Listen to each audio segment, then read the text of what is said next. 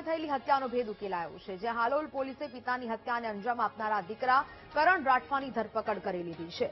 મળતી માહિતી મુજબ રમણ રાઠવા તેની પત્ની મનશીબેનને માર મારતા હતા, જેથી રોષે ભરાયેલા દીકરાએ લાકડાથી પિતાને માર મારી તેમની હત્યા કરી હતી। આ અંગે પરિવારે હાલોલ પોલીસ સ્ટેશનમાં ફરિયાદ નોંધાવતા પોલીસે ગણતરીના કલાકોમાં જ આરોપી કિરણ રાઠવાની ધરપકડ કરીને આગળની કાર્યવાહી શરૂ કરી છે। ઉભરવણ ગામે થયેલી હત્યાનો ભેદ ઉકેલાયો છે। સમગ્ર મામલે હવે પોલીસે દીકરાની ધરપકડ કરી કાર્યવાહી કરી છે।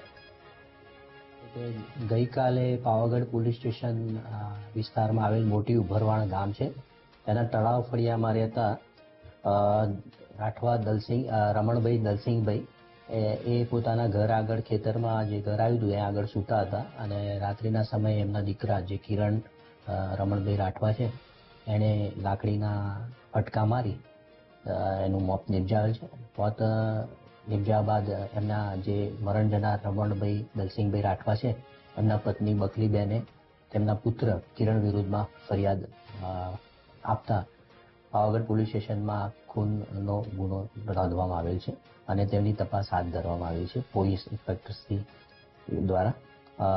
આરોપીને અલગ અલગ ટીમો પાડી અને હાલ રાઉન્ડ અપ કરી તેની પૂછપરછ ચાલી રહી છે।